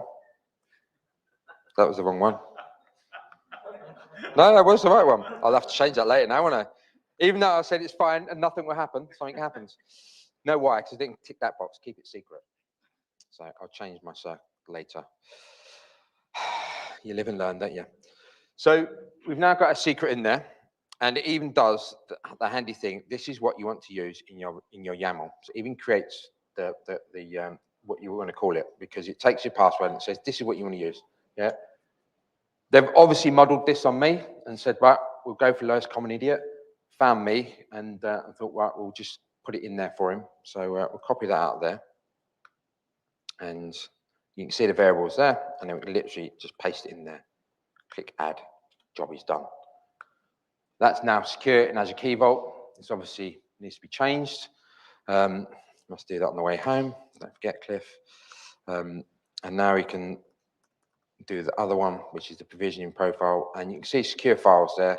And the downside is, I'd really like someone, if you're watching this, anyone on Azure DevOps team, I'd really like that to be a drop down of my secure files. Wouldn't that be cool? Yeah, but I have to actually type it in, which means I have to remember what I called it. And it is,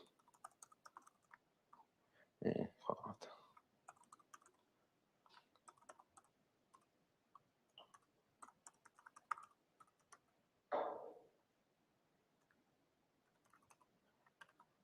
the downside of typing in is the fact that if you type it wrong, you won't know until it's done all the build process and it fails. And it's like, oh, man, I left out that.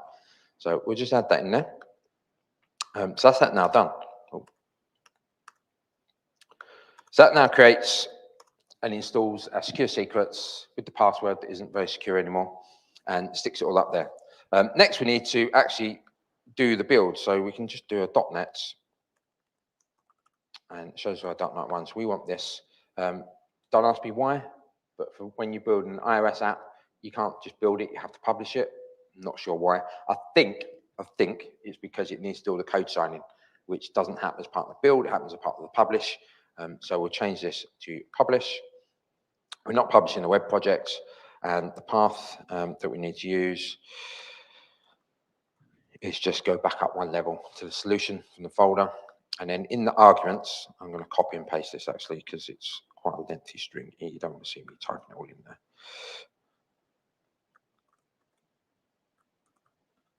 And we don't want to zip it. I'm going to do that. Click add. And again, that's,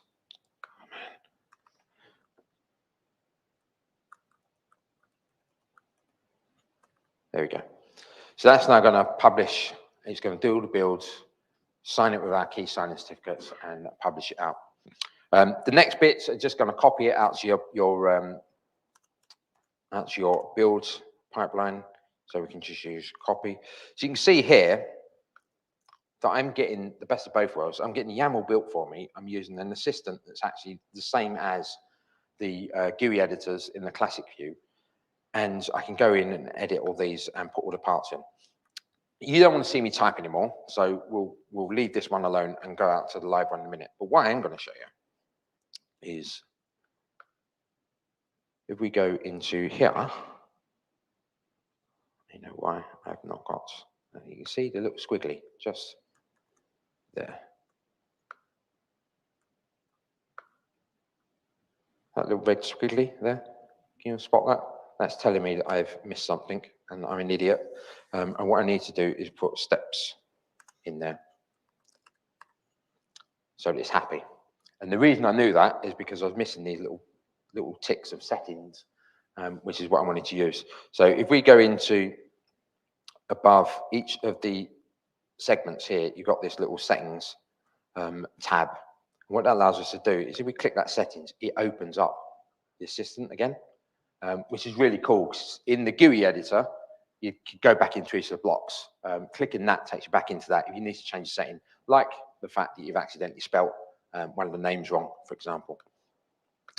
So you go on and build that, then you save and run it, and it's going to save, it's going to run your instance.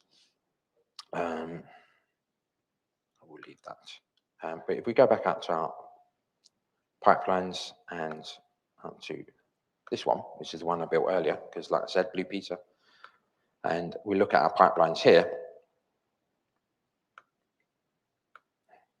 As you click on the pipeline cliff, you can see that I've run it quite a few times and failed it and broke it and put it back together again.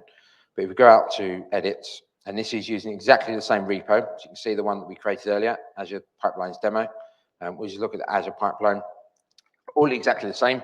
And all we've done is added the copy files at the bottom and the published the facts. So what it does is when it's built it, it's in the build pipeline. You then need to copy it out to the staging directory, which is what this this section here does. So that's copying it out to staging directory, which is taken out of the Mac machine and copying the files across into your, because you remember we built this in a Mac machine. We're taking all the code files out of there because the Mac machine is going to get destroyed and chucked away. Not the actual machine, but the VM of it. We're taking all out of there and then we're sticking it back into Azure Devops. And then what we can do is down here, we can take those staging directories and we can drop them into a container, which then lives in Azure DevOps, which we can then use to actually publish out to our stores. So we've got this here, which has built the app. It's code signed it. It's taken it from the Mac, binned the Mac, got rid of that. It's put it in the staging directory, dropped it all out to our store, and then we can go out to our releases. We didn't do a release. What we didn't do. And I should have done that earlier, and that was something I was meant to have done. So what I'm going to do is, can you take me off the screen a sec, Adam? Let me just go out to one I created earlier. I can show you.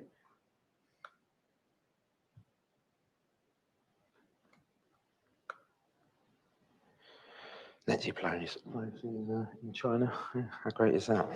Yeah. Right, I can come back on now. I wasn't sure it was going to ask me for passwords. Not really matter because you guys would have all seen this. So this is a live project I'm doing for BALPA, is British Airline Pilots Association. It's effectively the pilots union of all British Airways pilots. Not British Airways, sorry. British Airline Pilots Association. We sometimes get the two confused, as you can tell. So I've got exactly that YAML file, exactly the same copied here. Then in the releases, I've got a releases pipeline, and I'll explain why all the iOS ones have got crosses on them in a moment.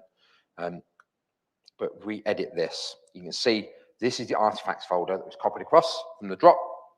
And then we've got an Android version and an iOS version. So the Android version's got a little bit more work in there. But if we look at the iOS tasks, we've now got, and I'm not sure why this is, the pipeline is done the GUI style and not YAML style. Maybe they've not coded that bit yet and it's a later release. I don't know. Sorry? Is it all JSON, is it? Oh, there you go. I can read JSON. I can read YAML, but I still don't know what it's doing. So what we're doing here is we're downloading the secure files again from exactly the same library, yeah, which are effectively up in Azure Key Vault. And then we re-sign the app. And what we're doing here is when you do a dev build of a mobile app, iOS require you to do it with dev certificates. And then when you want to publish to the store, you need production certificates. So all we're doing here is an extra 2 certificates in there, which are production ones, and we re-sign the app with the production one, which is what this re-sign IPA file. And then we deploy into App Center, because that's a great place to do testing. And sadly, it looks like it's dying. I really hope it doesn't, because anyone that does mobile dev uses App Center. It's awesome, but it's getting no love. And then we're also pushing up to test flight, which is, you must know what test flight is. It's an internal kind of dev version of the App Store you can use to test your apps. So it gets pushed up to test flight, which normally you need a Mac for. Yeah. Now I've done all of this work without needing a Mac. Yeah, there's been one in the cloud that I've kind of borrowed for a few minutes to run the build, but I've done it all from a Windows machine. Not just without a Mac, even just using a web. Exactly. Yeah, just a web. Yeah, and the only thing I needed a Mac for was to create that P12 cert. Yeah, but there's a way of doing it on the Windows machine. If you look up the blog posts, there's a way you can do it without needing a Mac. You can do it all on the Windows machine, or do what I do, rent Mac in cloud for 30 minutes, costs $1, and just create my P12 certs. I've got a Mac at home, but it's old and clunky and doesn't like me anymore. So I just do it all on my Windows machine. So this now gets the app up into test flight. Now I've done all this within Azure DevOps. The reason that, if we go back to the releases and look at this release here, the reason that this fails is me cancelling the operation. And you can see, if we go into it, it's all happy, but it's waiting for a 6-digit code, which is anyone uses Apple, you get that little, where it pops up and shows you a little map of where you are, and you click yes, that's me, and then it gives you the code you can put into whatever it is. Yeah, that is that. And the reason I know that most of these servers are in Santa Clara is because whenever it gets to that step, it pops up a little map of Santa Clara and it says, are you here? And do you want to reset your password? I click no, and then go in and cancel this step. And the problem with it at the moment is all of this uses a really cool, and I've forgotten the name of it now. I'm hoping it's a fast lane. That's what it's called. On line 10 there, uses a really cool tool, open source tool called Fastlane, which does all the code signing. But Fastlane hasn't quite caught up with .NET 6 yet, and so it gets to this step and it says, well, put the code in. So you would normally manually type the code in, but you can't. But it asks you for the code, but it's already published it. So it's kind of back to front. So it publishes it and then up to the test flight, and then says, what's your code to publish it to test flight? So it's a bit back to front. There's an open issue for it. Hopefully they'll get it fixed soon, but at the moment I'm manually closing it out. So that gets it all up. And then, as I say, you've got boards. I'm not going to go into that because this is a customer one and it shows off what they do. But you can see there, you've got your work items, your boards, your Kanban boards, your backlogs, your sprints, all the sorts of things that we as developers know and love. What you can do is you can add your Bob and Jane from back office are doing what and they literally, all they need is a Windows login. And that is part of the Azure AD. And then they can log in and put issues on your board, track their issues. You can limit what they can and can't see, so that when they're going in there, they can see the progress of their issue on the board versus others, or just their issue. Depends how locked down you want it to be, and who they are, obviously. But then it means they don't need to have GitHub logins. They don't need to know how to create a GitHub issue. They can just create the issue in there. And the form is quite simple. It's no devy kind of stuff that we would know and love, to the point where the first time I used it with a client, I was like, I'm not sure what goes in there, because I was expecting it to be lots of other stuff, but it literally is just a title and what they're seeing, and they can do screenshots and stuff like that. So that is me covering off kind of Azure DevOps. As a mobile dev, clearly I'm not a DevOps person, but I've managed to work it out how to use it. And if you want to know a bit more, I wrote a blog post about it at my blog here. Oh, not that one. Not that one, Cliff. There you go. That one there. You can reach out and read all about it there. There's a few other blogs that follow on the series, like how I added Android and then how we set up the releases pipeline as well. But yeah, it's just been a bit busy at the moment, so I've not managed to finish that. They're kind of sort of done, but not published yet. I hope I'll get them up in the next few weeks. But that's enough for me. I've run out of time, and I think if there's any questions, and then I must remember to reset that P12 password. There are actually some questions online. Awesome. From our friend Carl. From Carl. Hi, Carl. Who says nice to see you as well. So his first question is, awesome demo, Cliff. With the Cloud Max, is that something that comes with Azure Devops, or is it an external service that is integrated? It comes with Azure Devops. So it's just, you can have a Linux, a Windows, or a Mac box. You can stick it in there. What I'd really like is on that pipeline, on the build pipeline, where you remember at the very top, we put a depends. Oh, not that one. We put a depends. I'm just going to show you it quickly. So right at the very top there, we put this depends, and it's got Xcode. So I'm saying that give me a Mac that's got Xcode built in. What I'd really like to put there is give me a Mac that's got Xcode and .NET. Yeah, or give me a Mac that's got Xcode, .NET, and Maui. Because the next two steps are actually creating them. And when you do this build pipeline, it spends 10 minutes installing .NET and Maui. That's 10 minutes of my build time. And you only get, I think it's 1,800 minutes a month as part of your free kind of, come and play with DevOps. So it chews through your minutes, installing stuff that actually, should be on the machine. If you're doing DevOps with Azure, you're probably going to be using .NET. Templates with the Azure Devops hosted images are on GitHub. Maybe raise a request there. Okay, do you want to re-say that? Because I know Carl's going to be listening. So Microsoft have open sourced the Packer templates they use to create all their images for doing your compiles. Okay. Which is a nice way of learning how to use Packer and figure out how to install all this stuff.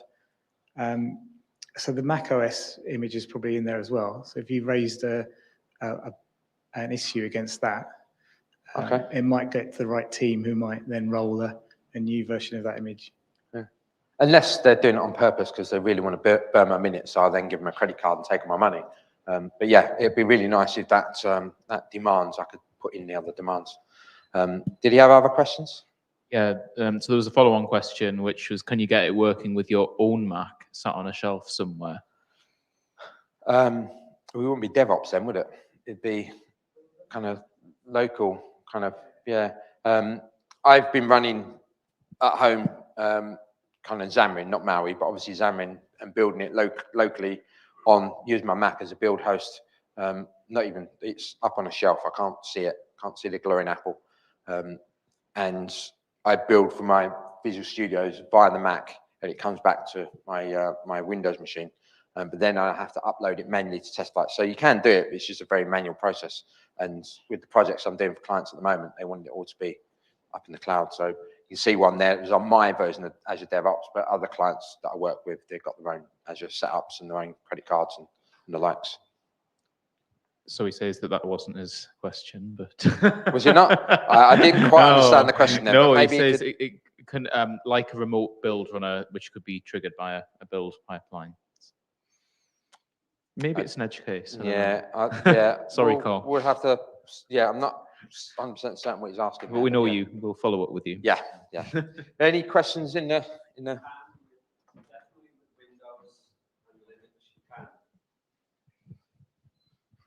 The answer to that question, with Windows and Linux, I'm sure that you can run your own like locally hosted build agent, as long as it has internet access and you've registered it in Azure Devops. When you trigger your pipeline, it will call out to your agent, which will build, and it's like locally sitting in your living room or whatever. Yeah. I don't know if Mac can do that too, but yeah, it is possible to do. Okay, that's yeah. I'm not sure what advantage you get from that though. It might save money. So if you're like an enterprise and you're building 24/7, yeah. You might want to run your own one, or you might want more control, like what you install your own steps. You can have your own environment built with all the dependencies Okay. you require. Yeah. Okay, I get what you said. Yeah. Cool. I've learned something as well. Thank you. Any other questions? Everyone's half asleep from eating pizza. You got the sleep, the food low, and you come down off the high. But thank you very much. I'm on Twitter. My Twitter and GitHub's on the wall there. So if you do want to go out there and look at this, you can see it there. You know the P12 password as well now. So, well, the old one. I've changed it on the way home. But yeah, it's been fun to come along and share what little knowledge I know about Azure DevOps and DevOps. In I'm quite happy with electronics and Solder 9 or a mobile app. This took me a while to work it out. The blogs are there, and hopefully you've learned something as I've learned along the way. But thank you.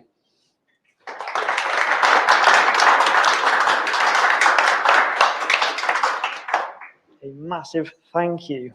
That's absolutely fantastic talk. I mean, mobile development, I mean, I'm not a massive mobile dev, but these sort of applications and how you can use the cloud to do this. I mean, I remember a few years ago when I was trying to do mobile dev with Apple, and I specifically bought a MacBook to do that.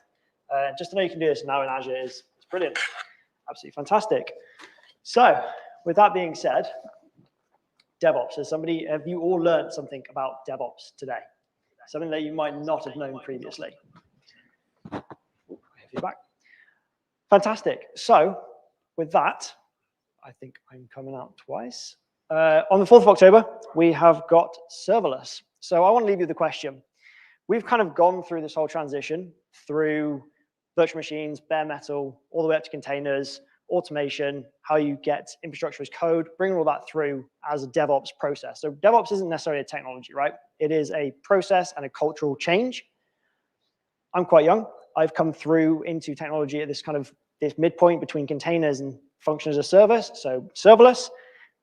We are going to be running another meetup. So Microsoft Reactor Meetup is going to be running every 2 months. We're going to be running another one, 4th of October, on serverless. If you have any talk that you want to give, if you know somebody that would like to present on serverless, doesn't necessarily need to be in Azure, just a pipeline around it, how it works, please let me know. And you can get in contact with us through Twitter.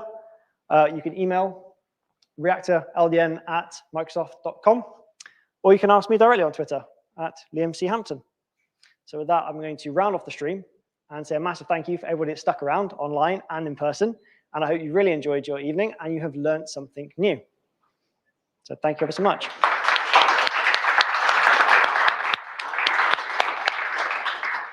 And a massive props to the speakers for the fantastic content that they have given you.